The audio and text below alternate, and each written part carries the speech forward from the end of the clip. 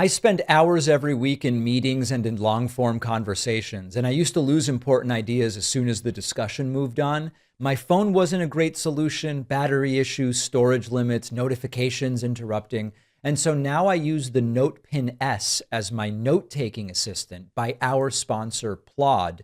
With a single click, it'll capture everything for up to 20 to 50 hours with a physical button to mark key moments. The app transcribes conversations with speaker labels, creates summaries and to-do lists, and lets me instantly retrieve past information. Visit davidpakman.com/plod or scan the QR code. A lot of debt isn't about bad choices. It's about a system designed to keep you paying. Interest stacks up, fees never stop, and the banks keep winning. Our sponsor, PDS Debt, exists to help people push back. Whether it's credit cards, personal loans, medical bills, PDS Debt will look at your real situation. They'll create a personalized plan for you to pay off the debt faster. No minimum credit score required. Don't wait another month. Take control back in 30 seconds with a free assessment at pdsdebt.com/Pakman. The link is in the description. Price hikes continue across the United States as the trade war is hitting the wallets of everyday Americans in a more serious manner. And apparently we still have to be explaining how inflation works. We'll look at that. And then a stunning constitutional issue at Pete Hegseth's Pentagon, where government officials are organizing religious worship inside the military command structure, completely unconstitutional, mind you. We'll also look at the Republican Party openly admitting that the Constitution is sometimes inconvenient. These are the people who say they are the biggest defenders of the Constitution. Turns out sometimes doing what is constitutionally required is just a little bit annoying. And then we will have Exhibit A, J.D. Vance setting new records for awkward, unlikable, and totally lacking all charisma. In a major bombshell, Donald Trump's own strategist, Steve Bannon, privately believed that Trump should have been removed from office using the 25th Amendment. All of that, and Dr. Frank George will join me today.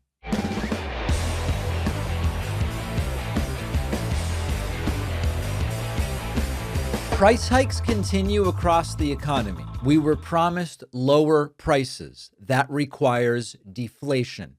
We haven't gotten that. And now the Trump administration is panicking about the likely political fallout as we are just 8.5 months from the midterm elections. Now, before we even get into the story, I apparently still have to explain very basic things. Unless inflation is negative, prices are going up. That's how inflation works. Lower inflation doesn't mean prices go down. It means prices go up more slowly. Prices only fall when inflation is below zero, a negative number. I can't believe I still have to explain this, but that's where we are. Now let's look at what's happening. We have a report that several major companies are raising prices in 2026 because of Donald Trump's trade war. This includes Levi's Jeans, McCormick Spices, and 54% of small businesses say they plan to raise prices in the forthcoming months. Let's take a look at this report. This morning, new word that several major companies say they will be raising prices this year, largely thanks to President Trump's trade war. Price hikes reaching from your closet to the kitchen. CNN's Matt Egan joining us now with more reporting on this. And what are you hearing, Matt? Well, Kate, yeah, some companies are jacking up their prices for a variety of reasons. Some of them are citing higher wages for their workers, higher healthcare costs, and of course, the president's historically high tariffs. And yeah, this is affecting everything from jeans made by Levi to spices from McCormick. Also outerwear, jackets, and other clothing from Columbia Sportswear. One example, so McCormick said that they're facing about a $50 million hit from higher U.S. tariffs, and they're taking what they're describing as, quote, surgical price hikes. Levi says that some of their men's jeans are going to go up by $5 per pair, women's jeans up by $10. Not just major corporations. Look at this. This is small businesses. More than half of small business owners in a recent survey, 54%, that's the blue chunk here, say they plan to raise prices over the next few months. 42% say they're going to keep them the same, and just 3%, that little green slice, say they plan to cut prices. Now, some of this is kind of normal start of the year type moves that you see from companies as they look at their prices. Some of it seems a bit more aggressive. The Wall Street Journal talked to a construction company in Cincinnati that said because of healthcare costs and steel tariffs, they plan to raise their prices by 10 to 15%. Online prices are also going up rapidly. I think you get it. Prices are going up, up, up. Now, I do want to announce the David Pakman Show we will not be raising membership prices or Substack premium prices in 2026. Mark my words. They will have to take my mouse from me over, what's the cold dead hands thing? They can rip my mouse and keyboard from my cold dead hands before I will raise prices. That's my commitment. But listen, this is predictable. When Trump first suggested blanket tariffs years ago, economists and anyone with common sense said that's going to raise prices. It's not going to lower them, which is Trump's promise. And it is very simple economics. A tariff is a tax on an import. When the government raises the cost of bringing stuff into the country, the costs are passed along to consumers. Now, later today, or maybe we won't get to it until tomorrow, I'm going to have a report about what percentage of the tariffs are being passed on to the consumer. I'll give you a hint. It's a double-digit number that starts with a 9. But we'll get back to that. But the point is, businesses aren't just going to absorb higher costs out of generosity. They're going to raise prices. That means consumers pay. This is why economists, left, right, and center, warned for decades about this sort of use of tariffs. Trade barriers almost always mean higher prices at home. Now, you might do it in a way where you believe that the higher prices are justified or that they are working towards some bigger good. You might tariff Taiwanese semiconductors, which will raise the prices domestically in order to encourage that supply chain to move domestically. It takes 6 to 8 years. There is intermediate pain, but you might say there's a national security reason. The blanket tariffs that we're seeing don't really make any sense. It's just causing inflationary pressure throughout the economy, and then enters politics. The politics of it is that Trump built a large part of his political brand on, I will lower costs for you. I will lower prices, groceries, energy, everyday expenses. Prices are high because of Biden. I will lower them. Tariffs do the opposite, and inflation is greater than zero, meaning prices are continuing to go up. Now, just 8.5 months from the midterms, the administration has a reality problem. You can't promise cheaper goods while making goods more expensive and then saying, vote for us so that we can do more. It's not going to work. The global supply chain is very much interconnected. American companies rely on foreign stuff, foreign manufacturing, foreign markets. If you disrupt the system, those problems, those disruptions are going to come home. Now, the Smoot-Hawley tariffs in the 1930s triggered retaliation. They reduced trade. They worsened economic conditions during the Great Depression. And the more recent implementations of tariffs have basically produced the same dynamic. Prices go up, markets get unstable, retaliation can happen from trading partners. The basic lesson here hasn't changed.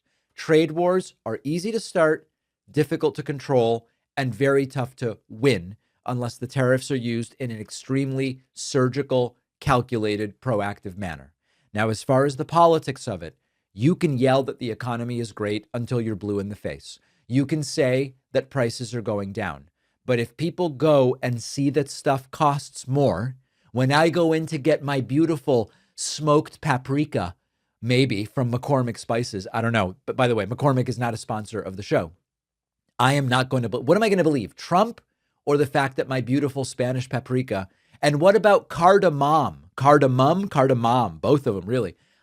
They get more expensive. I'm going to believe the price tags, not Donald Trump. So this is about more than the price hikes. It's about what happens when policy has consequences and it meets the real world and it affects people's lives. So we will continue following the price level, but in 2026, it is going up. We are now seeing something extremely dangerous happen in plain sight. Open violations of a little thing called the Constitution. Ladies and gentlemen. Ladies and gentlemen, the Constitution. We have images and reports from the Pentagon showing what was described as a worship service. You see senior leadership with their heads bowed in prayer, organized religious activity happening inside the United States military command structure. In a tweet about this, they put, "We have gathered at the Pentagon for our monthly worship service. We are one nation under God." Imagery of Pete Hegseth with his head bowed in prayer, images of prayer taking place. This is all completely unconstitutional. Now, by the way, the specific guy, Doug Wilson, who's involved in this is disgusting, doesn't think women should be allowed to vote, has talked about slavery coming back, maybe being a good thing, believes the U.S. should be a nation under God, governed by God. So let's be clear about a couple different things. The U.S. government is not allowed to run religious worship. That is not a partisan opinion. That is a constitutional opinion. That is the First Amendment. The Constitution prohibits the government from establishing religion. The principle exists for a reason. It protects religious freedom. It keeps the state neutral. The government can't promote one religion over another, or religion over non-religion, or non-religion over religion. It just needs to stay out of it. But they are turning institutions. We talked with Ruth Ben-Ghiat earlier this week about how institutions are being carved out by the Trump administration, but they're also then being filled with religious moralizing. The Pentagon is not a church. The military is not a ministry. Government-led religious activity at the highest levels of the military violates the Constitution. Now, defenders will say, well, what's the problem? People are just praying. You can't control that. And of course, it's true. If someone, while they are sitting there at work in their government job, in their head is saying a prayer to themselves, you can't control that, nor does anyone want to, nor does anyone care. Individual prayer in your head is protected. Private beliefs are protected. Service members can practice religion freely. And if you want to drill yourself with questions about religious doctrine as you sit there, nobody can stop you. But what we are talking about here is leadership promoting worship inside of official institutions. That is not the personal faith of any one person. That is state-backed religious activity. It's against the law. Now, if you look at history, you see that when religion and government fuse, a lot of problems come up. Aside from the fact that it's unconstitutional, policy becomes theology. Political power claims divine authority. We are sent by God to do the politics that we are doing. The founders understood the danger because they saw what state religion had done in Europe for centuries. And so the whole point was, let's separate it. Let's separate church and state. Some of the figures connected to this ideological movement represent really extreme views. And this is why the prayer service is bad enough, but involving Doug Wilson is an extra disgusting little detail who has openly said women shouldn't have gotten the right to vote. Slavery historically wasn't a bad thing. And again, maybe most dangerously, Doug Wilson has promoted the idea that the U.S. should be governed as a Christian theocracy, just a Christian version of that which they claim to oppose in the Middle East. That destroys the Constitution. When you put religious authority above democratic institutions, you have destroyed the Constitution. They talk about, foreigners are bringing in ideas that are not compatible with the American Constitution and way of life.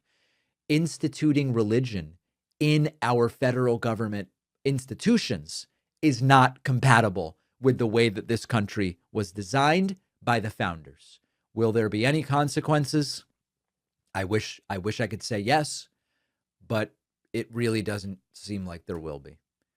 Pete Hegseth's day will come. I think that is maybe the best thing to go back to. Remember that this and every story today is part of our daily podcast. The podcast is free. The podcast is on Apple Podcasts, Spotify, and every podcasting app that you might like. Please remember, follow and subscribe to the show free on Apple and Spotify. If you've got an iPhone, you've got Apple Podcasts. Open it up right now, hit that follow button, leave us a 5-star review. We are pushing to beat back the right-wing surge in the podcasting world. Help us do it. We'll take a quick break. As someone who spends hours every week in meetings, interviews, and long-form conversations, my biggest challenge used to be losing ideas the moment that the meeting ends or the conversation stops. And I would try using my phone, but it had a bunch of limitations and trade-offs. And so I started using Plod as my note-taking assistant. Our sponsor, Plod, lets me capture in-person conversations and phone calls and online meetings, and it's all one workflow. With a single click, the Plod NotePin S starts capturing everything, can record up to 20 straight hours, and there's a physical button if there's a key moment I want to be able to go back to that you can press, so I know what to revisit later. Everything syncs to the app. I can see full transcripts, speaker labels across multiple languages, and Plod will turn conversations into really clear summaries and to-do lists. And I can also ask Plod questions later related to past discussions or for brainstorming instantly. And when I'm doing a longer meeting, I switch to the Plod Note Pro, which can run up to 50 hours. And it also picks up voices from further away. Privacy is critical for my work, and Plod meets top global privacy standards. If you're in meetings or interviews a lot, you can't afford to miss details, and this is really worth checking out. Go to davidpakman.com/Plod or scan the QR code. The link is in the description. The frustrating part about debt is that even if you're doing everything right, the system is stacked against you. Interest compounds, the fees pile up, and you end up paying just to stay in the exact same place while the bank collects. That's why I want to talk to you about PDS Debt, which works with people dealing with unsecured debt. That means credit cards, personal loans, medical bills. There's no one-size-fits-all approach. They will evaluate your specific situation and make a plan that works for you. There is no minimum credit score required.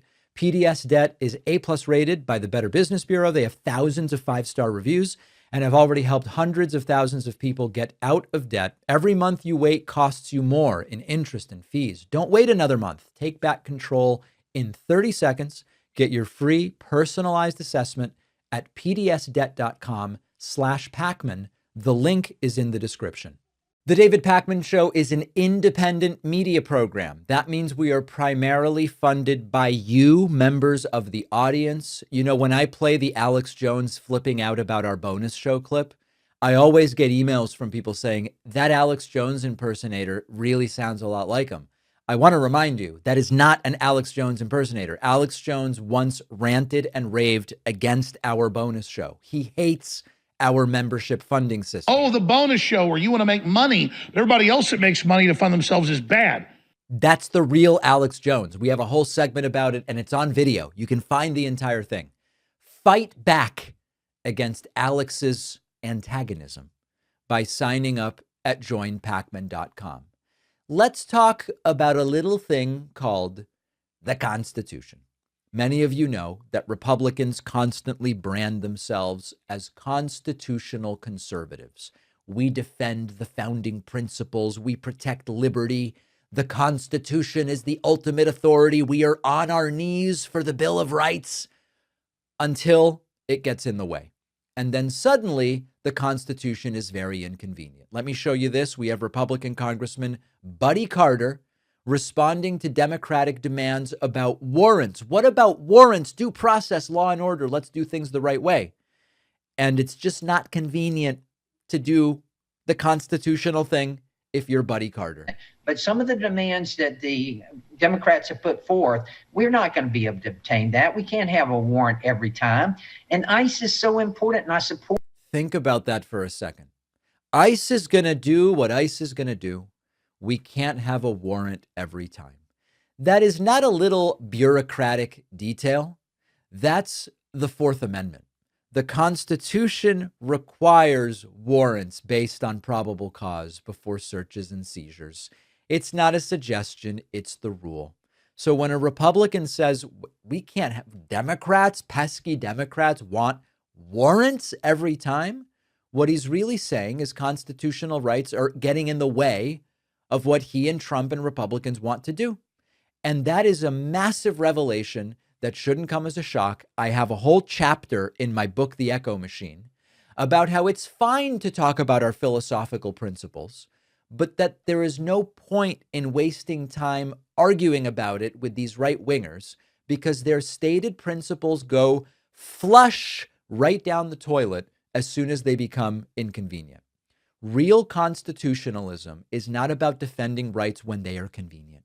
It's about defending them when they are inconvenient. It's really inconvenient to carry out this deranged deportation scheme by ICE to get a warrant every time. But we're going to do it because that's what the Constitution says. Rights exist to restrain government action, to slow things down. They create friction. They force having to justify what you were doing. The founders didn't design a system for maximum efficiency. George W. Bush once, what was that thing Bush said? It would be a lot easier if I was dictator or something like that. Do I even have it here? I think I do. China. No, that's not it. What you are seeing is the opposite mindset here. The Constitution is a tool. If it's convenient, we will talk about it or allude to it, especially if it supports our goals. Then it's really sacred. When it restrains our goals, we're not so big on it. That is not constitutional conservatism, my friends. That is situational constitutionalism. Historically, that's how civil liberties get eroded. It doesn't usually start with a leader who goes, I'm flushing the Constitution. It starts with arguments about what's practical, what's convenient, the rules are too slow, the threat is too urgent, the safeguards are too burdensome. We can't follow the process every single time. And you heard this after 9/11 to justify the expansion of surveillance. Much of the post 9/11 surveillance state was couched in some of the same kind of authoritarian rhetoric that we've heard around the world. We need to be more efficient. The cost, of course, is liberty. Now, there's a deeper contradiction here as well. The same political movement that warns constantly about government overreach, you got to be careful. They're going to make you get vaxxed and all of this other stuff. They're going to put cat litter boxes in your kid's school bathroom, and kid goes to school a boy, comes back a girl, all this. They're overreach threats everywhere. They say government is dangerous and untrustworthy, but they also say we're not going to get warrants every time. Just let us do whatever the hell we want. So that tension reveals their real priority. It's not government power or the restraint of it. It's simply, do we get to do whatever we want? That's all that they really care about. Now, the Constitution represents a different philosophy. I don't consider myself a constitutional conservative. I consider myself a pragmatic progressive. Pragmatic progressives also care about the Constitution, but we care about it not only when it's convenient or inconvenient. The Constitution assumes power can be dangerous no matter who holds it. And so the limits are universal. They're not, well, we might do the limits or we might not. Once rights are subject to political convenience, they stop being rights. They're privileges granted by whoever is in power. That's not the way it was designed. So this is how democracies weaken, not with like a single dramatic moment. Nobody said the Constitution's gone. As I said, if you look it up, we've got a First Amendment there in black and white. We've got a Second Amendment. We've got a Fourth Amendment. But are they actually being respected is a different question. And as these principles get redefined and squished and prodded like Play-Doh into a hole, you are going to be able to hear increasingly ridiculous justifications for why in this scenario, it's just not, we love the Constitution, but in this scenario, it's not convenient. We're going to go a different direction. We love the Bill of Rights, but over here, these couple amendments, when we're trying to do this other thing, not really very convenient for us. And as that happens, you get a death of 1,000 cuts against what was supposed to be almost like a sacred text to them, the Constitution. J.D. Vance is doing some remarkable things. He is proving that you can have a complete lack of charisma, gravitas, and likability and still be the vice president of the United States. J.D. Vance just hours ago spoke on Fox News with Martha MacCallum. Martha MacCallum said, surely you would like to be president, right? And J.D. delivers the most bizarre, forced, phony laugh, and then a complete and total lack of charisma. Why is he so unlikable? Take a listen to this. Together. But surely, as vice president, you'd like to be president. Well, look, I think, again, I'm going to try to do as good of a job as I can right now. So one of the things that I don't like about this question and this entire perspective is I've been in this job for all of a year. About 6 months ago, a year and 6 months ago, I asked the American people to give me this job that I have right now. Why don't I do as good of a job as I can at this job? We'll worry about the next job sometime in the future. Okay. Is there anyone who lacks gravitas, charisma, and likability as hardcore as JD Vance? Like it's you have to try to be this unlikable. Now, the interesting political story that's kind of developing in the background is that what was assumed would be an unbridled, unrestrained, unfettered support for JD Vance as the heir to the MAGA throne is not yet shaping up that way. Now, listen, we're many years out. Trump may end up saying JD is the guy, but it is clear from hearing Trump speak and also from reporting from around Donald Trump that there is a lack of confidence that JD Vance is really the guy that can take over the MAGA throne. And there's a lot of people talking about Secretary of State Marco Rubio. Now, as I've said before, I'm not a fan of Marco Rubio nor JD Vance, but given the choice, I would definitely go with Marco Rubio as the more competent guy with a better head on his shoulders. But the fact that it is clear there is hesitation as to who is going to be the rightful heir to the throne is very, very interesting. Now, a couple other clips, and again, just the total lack of likability. Here is JD saying that ICE agents will not surrender to local authorities.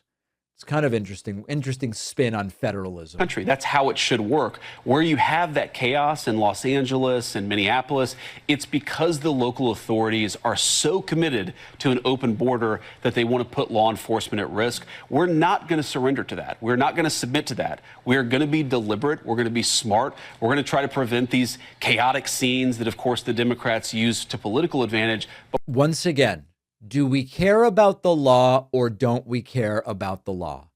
ICE must conduct their operations while adhering to the law and to the Constitution. They are functioning as an occupying force, but they are not an occupying force. They haven't been requested in many of the venues in which they now are operating. Lawful conduct is a requirement. And again, it's, we don't really care about that. Martha McCallum asked JD Vance about a poll that is not looking so good for Republicans heading into the midterms. It's a Fox News poll. And JD just goes, oh, Fox News polling is terrible. Vance, so we just mentioned the midterms. I want to just put up a poll. This shows congressional vote preference. This was at the end of January, so just a few weeks ago. Of all voters, Democratic candidate preference at 52, GOP candidate at 46. We've got a long way to go, but obviously that number would not be good for the majority. that would not be good. I will say, as much as we love Fox News, we always think Fox News has the worst polling. Me and the president agree on that. I'm sorry. Now, you know what is fascinating about that? Fox News polling is pretty good. And in fact, Martha McCallum could have shown JD a far worse number for the generic ballot question for 2026 if she had chosen a different poll. But we all know that they just have no choice but to deny reality. The polling looks disastrous for the midterms. Fox News polling is done by an outside agency. Fox News itself isn't doing the polls. It's commissioning the polls and co-branding the polls. Fox News polling is historically pretty good. But there is no polling you can find, I guess, other than maybe White House internal polls that are shown to Donald Trump to placate him and pacify him.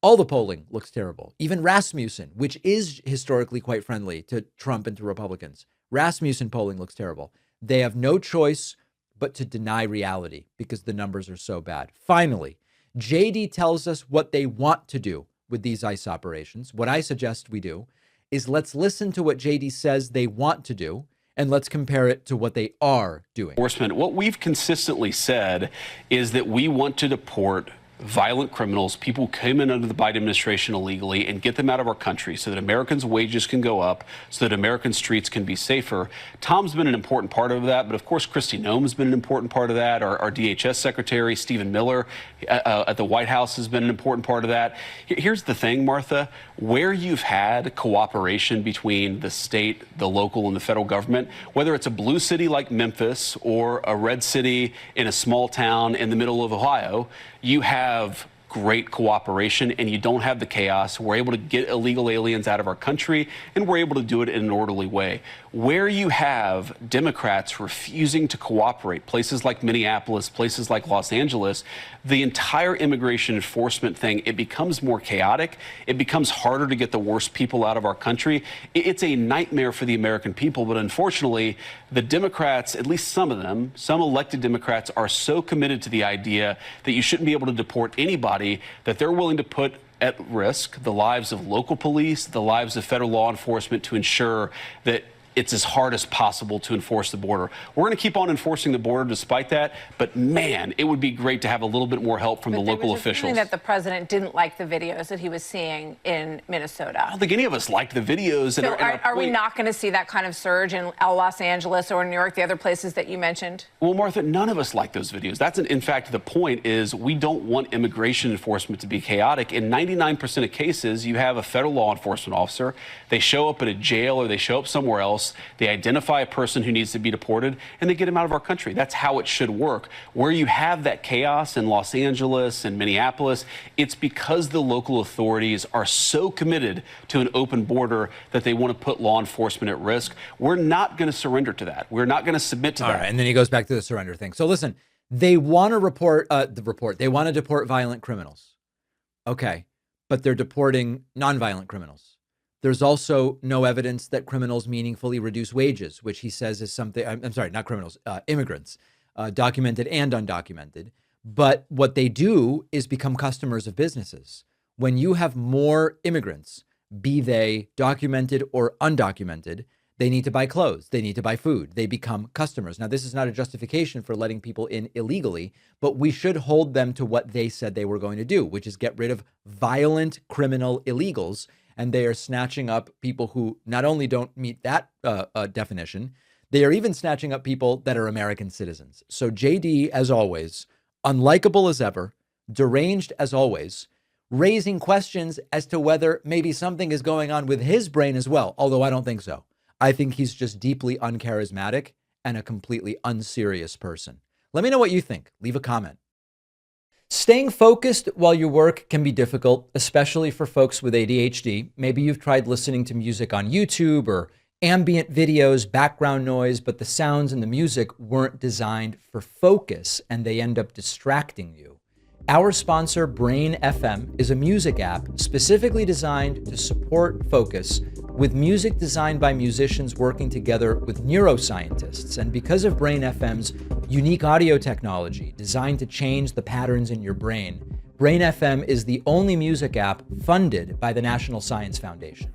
The app includes task-specific modes like deep work, creative, and motivation. It has a dedicated ADHD mode designed for brains that benefit from additional stimulation. And what really sets Brain FM apart is the research behind it. They published a peer-reviewed study showing their patented music technology increases activity in attentional networks and improves performance on attention-based tasks, especially among people with ADHD symptoms. If you're looking for a science-backed alternative to generic focus music, Brain FM is worth trying. You can get 30 days free at brain.fm/Pakman. Today we'll be speaking with Dr. Frank George, a psychologist and cognitive neuroscientist. He has been studying and writing about Donald Trump's personality disorder for the past 10 years. His Substack is The Gaslight Report. Really glad to have the opportunity to talk to you today. Thanks, David. I'm happy to be here. So even just the introduction is already interesting, the personality disorder. Let's kind of build up to this a little bit. I've read that in things you've written, you appear adamant that Donald Trump does not have Alzheimer's, and that instead it is a different type of dementia, frontotemporal dementia. Let's start there if we can. There are a lot of people who interchangeably say dementia and Alzheimer's, sort of generically as a catch-all. Talk to us about what you do see, what you don't see. Sure. You're absolutely right. Most people equate dementia as being Alzheimer's because that's what people are familiar with. That's what they've heard. In fact, there are several types of dementias. Alzheimer's is one of them. It is the most common, but it is just one. So just saying dementia isn't really correct. If one wants to emphasize Alzheimer's, they should just say Alzheimer's. The second most common is frontotemporal dementia. And people have just been saying Donald Trump has dementia, so people equate that with Alzheimer's. And no, he does not have Alzheimer's. If he had Alzheimer's, it's like, God, I wish he had Alzheimer's. The world would be a better place if he had Alzheimer's and was diminishing and going away, like in Ronald Reagan's last couple of years. Devin had Alzheimer's. Why would that be better? It would be better because he would be diminished. And so his underlying personality disorder, the malignant narcissism, would be getting diminished.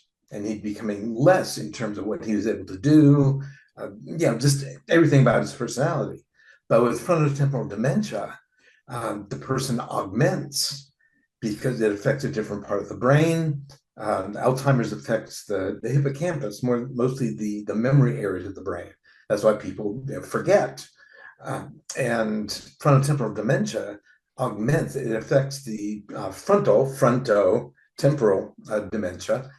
And the areas of the brain, from the frontal cortex, are involved with judgment, inhibition of what one might want to do. The confabulations that we see, a lot of these things are regulated by the frontal cortex. One way that I often describe it, which has a lot of validity to it, is that it's like drinking. It's almost like having too much to drink. People say, "Oh, I have a couple drinks, I get, uninhibited. I'm more social," sort of thing.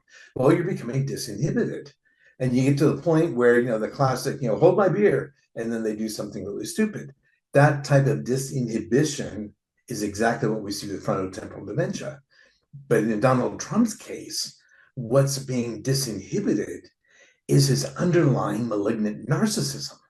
And that's the horrific danger of the whole situation. Because Can you talk to us about some of the behaviors you've observed that would illustrate this? Sure. Let's see. Well, the confabulations, at this point, almost his entire speeches are a symptom. What people don't realize, they'll look at, well, a couple of days ago, he glitched in the middle of a Yes. speech. I think it was about the EPA regulations. Yes. And oh my God, he glitched.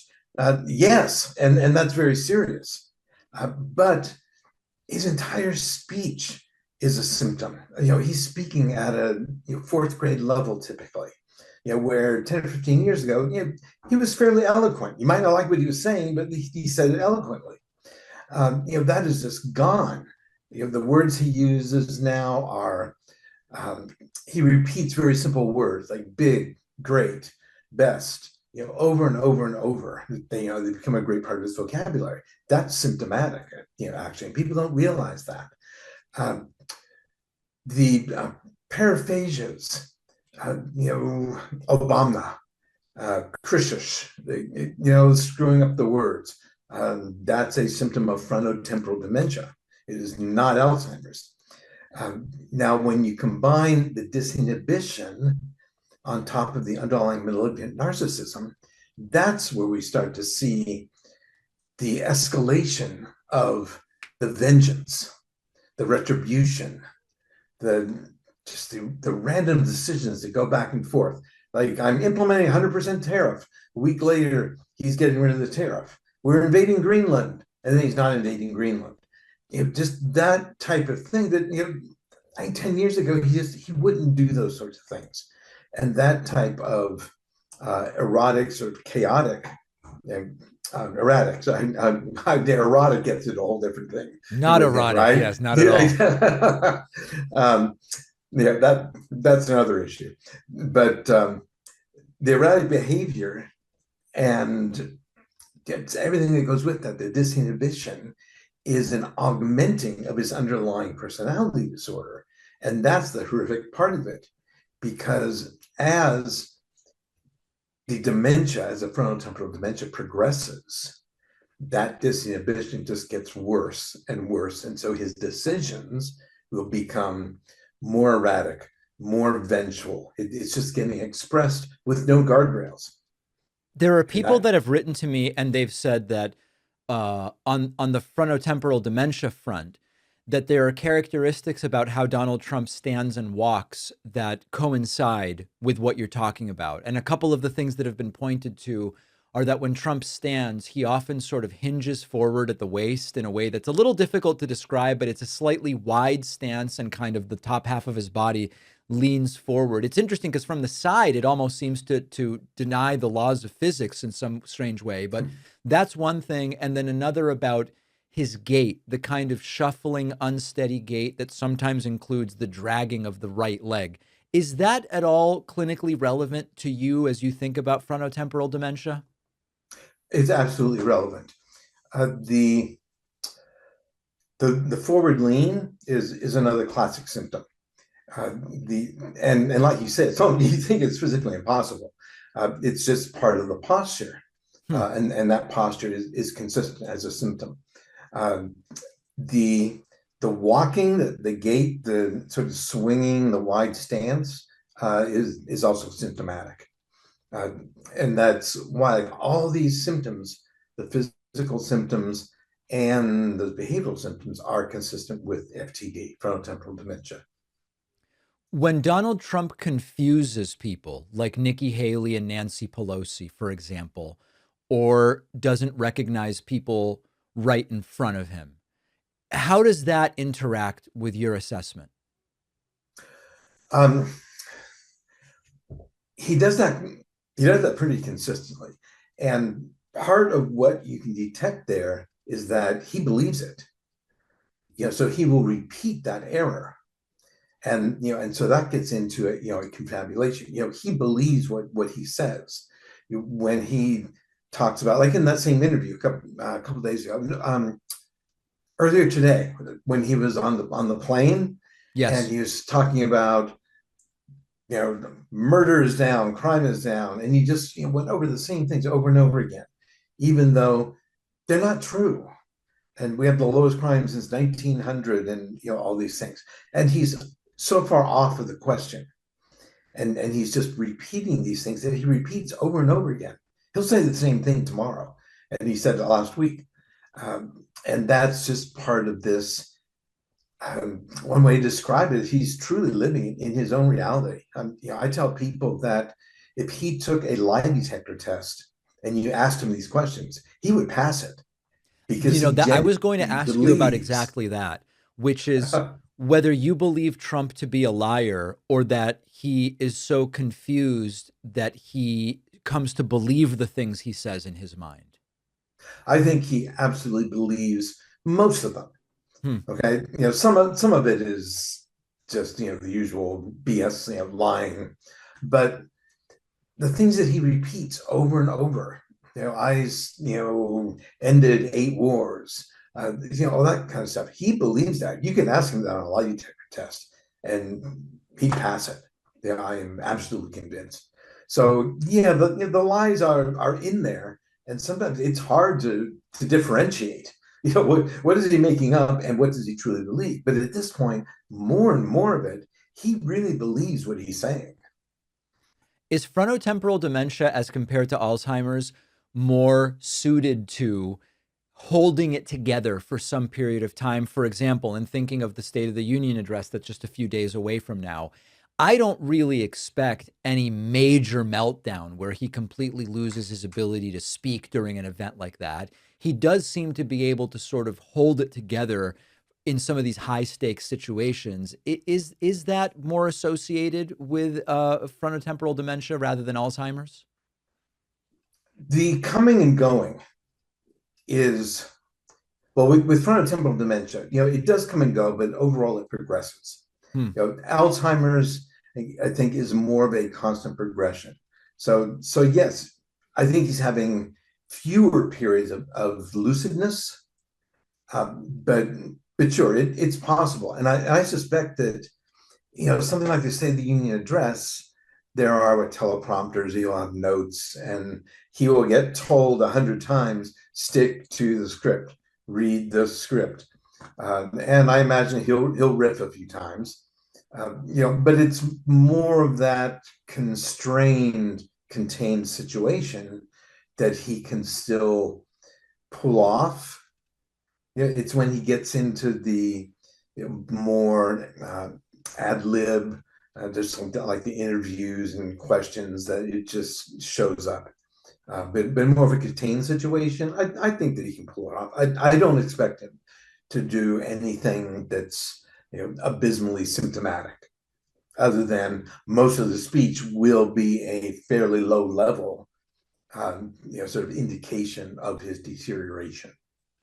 There's a particular characteristic that happens, and it's happened for a very long time with the glitches, that I'm curious to get your thoughts on, which is that Trump seems to have almost like an escape hatch, or we might call it like an eject button of sorts, which is that when the glitch takes place, he seems to kind of recenter himself on these crutch phrases like, oh, would you look at that? Or sort of like calling out to someone in the crowd, like in that recent glitch you're talking about, he goes, oh, what about that, Mr. Speaker? Sort of referring to MAGA Mike Johnson in the crowd.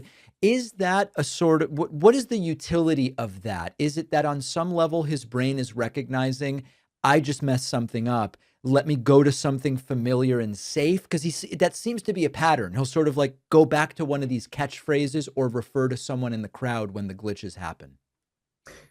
Yes, and I believe, like that glitch a couple of days ago, I think he did recognize that. It just happened. Yes. And I think then he recognized that it happened and immediately went to save the situation.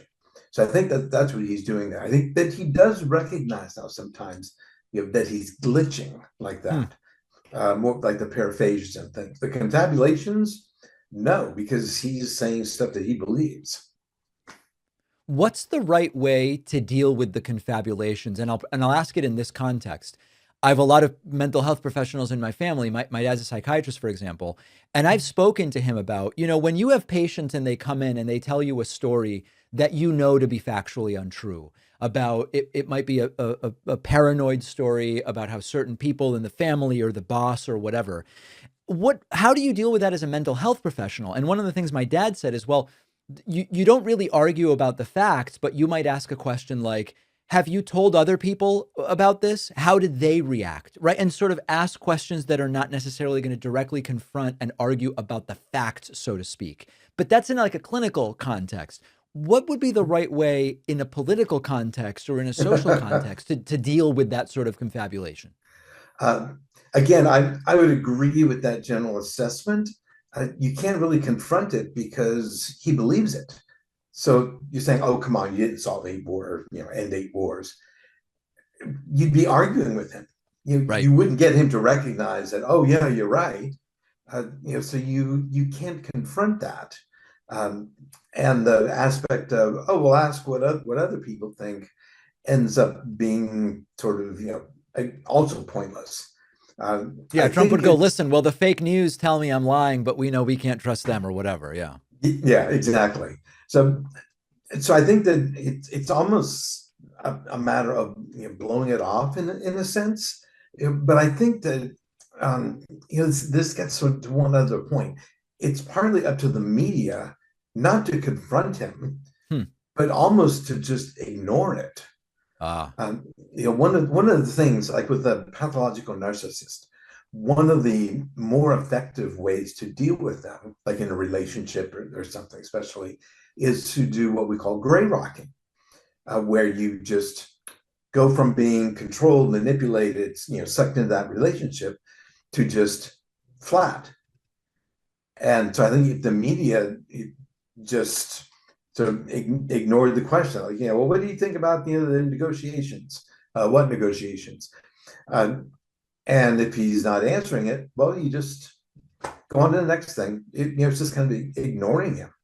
And I think that one of the faults, if I may, of the media in general, reporting especially, is that people have the microphone there and they let him say whatever he wants, and they consider themselves to be reporting the news. And all they're doing is reporting symptoms. They're not really getting at the news. The headline should be Donald Trump displays symptoms again today. Right. It shouldn't be Donald Trump's, chaotic, and say chaotic. Donald Trump, reverses the tariff thing, rather than just saying Donald Trump expresses, whatever symptom. That should be the headline, and that's what doesn't occur. And I think that has is partly why we're here. That people just aren't recognizing that they're dealing with what he says as if, he's kind of, quirky, but maybe it's becoming something serious now, but they're still dealing with it like I'm a reporter and I'm reporting. That is a very accurate and depressing and sobering reality about the state of reporting about the president's day-to-day behavior. That's for sure. We've been speaking with Dr. Frank George. His Substack is The Gaslight Report. Check it out. Really appreciate your time and your insights today. Thanks for having me, David. I appreciate it. Most scammers rely on information that's already public. Your name, address, phone number, family connections, a lot of that is online and available to be scraped and abused. Our sponsor, Incogni, reduces the risk by removing you from the internet wherever that personal data appears. It works across many types of websites, not just one category. So scammers have fewer ways to piece things together about you. Incogni automatically submits removal requests to hundreds of sites on your behalf. But the standout feature is custom removals, where you find your information on any website, even one not in their database. You paste the link and Incogni's team will get to work to remove it. I can tell you, I've personally been getting way fewer scam and spam calls and messages ever since I started using Incogni. You can accomplish a lot quickly with Incogni. Protect yourself before your data is used against you. Get 60% off when you go to incogni.com/Pakman and use the code Pakman. The link is in the description. An absolutely bombshell story. There are newly revealed text messages where Steve Bannon, top Trump propagandist during the first term, told Jeffrey Epstein in 2018 that Trump is beyond borderline and suggested that the 25th Amendment should be used to remove Trump from power. This is Steve Bannon. We have the text messages. We'll put them up on the screen. After Epstein says, Schiff trying to find knowledgeable financial people. It's intriguing, as I guess they can't use the best guys at IRS or Treasury. Bannon says, wow. Epstein says, hell of a year. Next will be biblical.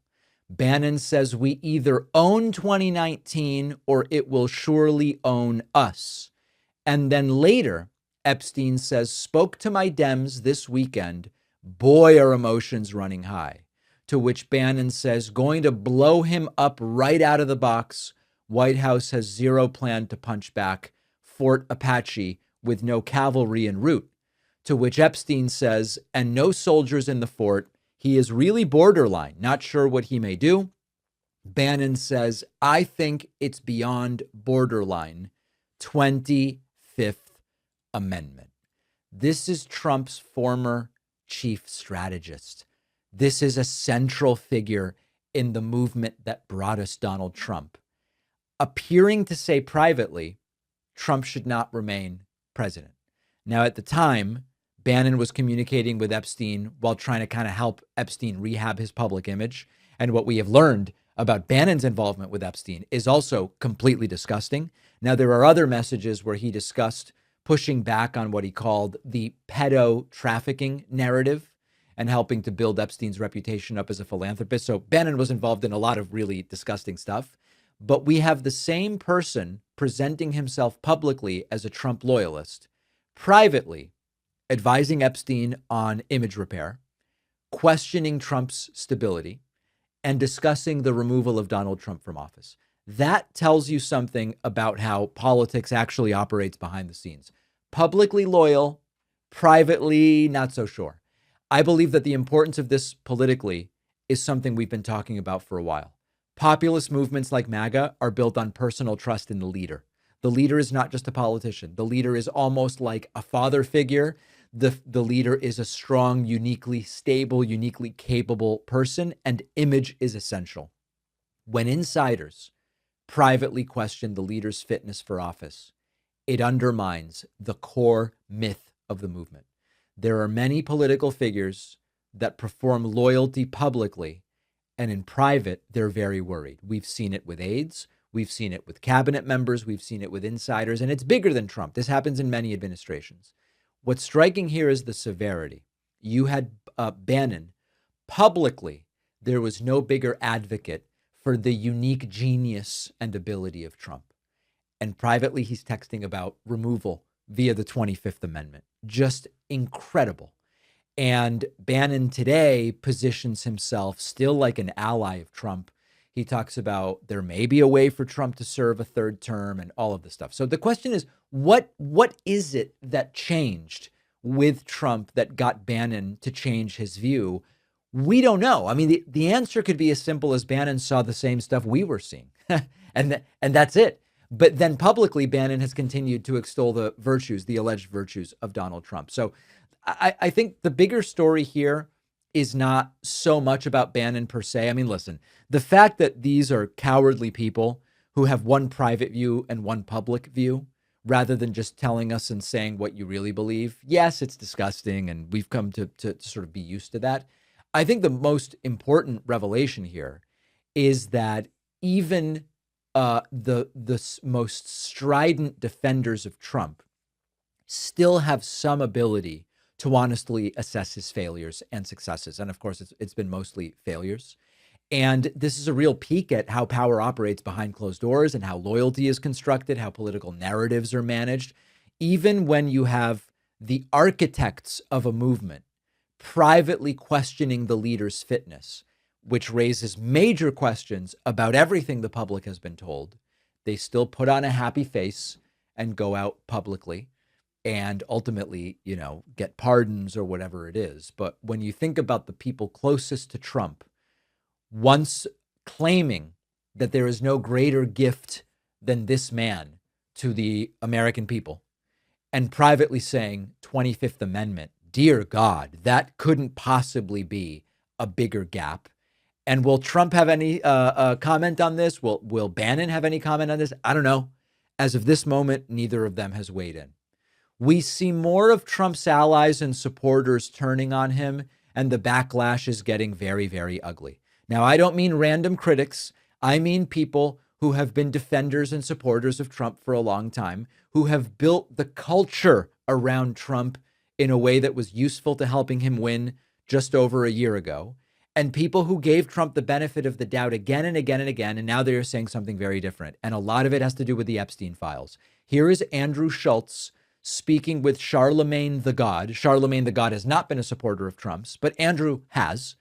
And Andrew Schultz continues to go deeper and further into this. They are covering something up. Here's Schultz speaking very bluntly about the Epstein issue. So obviously, as we just stated, we're looking at it and it's like clear there's something that Trump does not want to get out. Now, some people are like, he's protecting his friends, which is, if you're protecting your friends that fuck little girls, fuck you. If he's protecting himself from doing heinous shit in the past, fuck you, right? Obviously, any human being looks at that and they go, that's reasonable. Do they? Does any human being look at that? Now, this is not MSNBC. It's not MS Now. This is not the left. This is someone from the broader manosphere culture who has not been part of the anti-Trump media ecosystem all along, suddenly saying, wait a second, what the F is going on here? This is the pattern that we're seeing. For years, the Epstein issue was framed in Trump world as a weapon against Democrats and against elites. We're going to expose all of them. Bill Clinton's going down and all of these people are going down. The narrative was always, when Trump is in charge, the truth will come out. Trump is in charge now. and the transparency isn't there. There are delays, silence, deflection. Some of Trump's own supporters are noticing. Now listen to what Charlemagne the God said about the situation. This is very interesting. What the fuck happens? Something has to happen. There has to be consequences and repercussions for this why shit. has no one else you got can't arrested? just move on. Like fuck it. Everything got to get burned down. This is what I'm trying to- the whole system, all of these people, all of these individuals, fuck them all. Like Pam Bondi said, if they was to prosecute everybody in the Epstein files, the system will collapse. All right, Let it good. fucking collapse. Which is, this is the fear shit that they try to stoke in us. They're like, if all these people would go to prison, the system would collapse. And it's like, shorty, every 4 or 8 years, we replace the leader of the country. Word up. Every 2 years, we replace the House of Representatives. Every, 6 for the Senate? Every 6, is it 6 for the Senate? How many years 6? for senators? 6. Every 6 is it's a Senate. It's like we're used to replacing. The system is built for interchangeable figures. So stop giving us this bullshit that if pedophiles get put in prison, what she's basically saying is, hey, America runs on pedophiles, so without it, we won't have a system. Get the fuck out of here. Well, guess what? The pedophiles, or alleged pedophiles, in positions of power right now, they collapse in the system any goddamn way. Notice what is happening here. There is anger about the actions of Epstein, but the real anger is about the betrayal. Trump built this huge political support on the idea that he was going to finally expose the corruption and the elites and drain the swamp and reveal all the hidden crimes. The moment came, and we heard from Kash Patel and Dan Bongino, there kind of is no list of crimes and perpetrators, and no one else is going to be getting arrested. And all of a sudden, the system is too fragile, and the truth would be too dangerous if it came out. If your entire movement is built on exposing secret wrongdoing, and then you say there is no secret wrongdoing, and also if we exposed it, it would collapse society, what exactly are you admitting?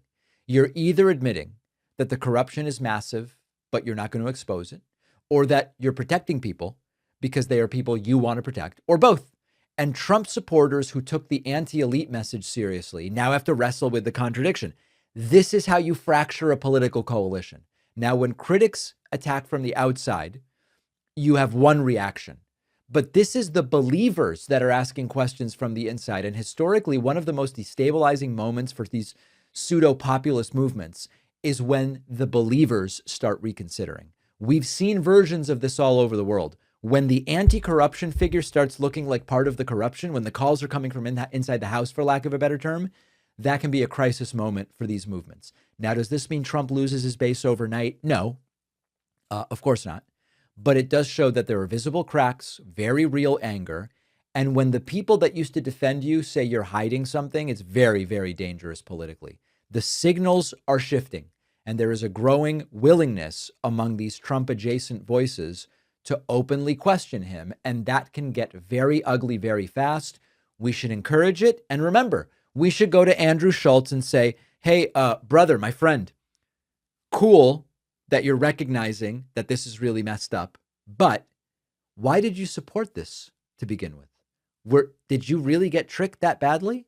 It was predictable that this was going to happen. You're welcome back anytime. You're welcome to join us on the side of logic anytime. But the whole act of you're shocked that this happened, not believable, not believable. We are going to talk about the latest with the Russia-Ukraine peace talks. Do they still exist? Are they going on? We will also discuss big food pouring millions of dollars into rebranding certain products as GLP-1s are reshaping demand for certain food products.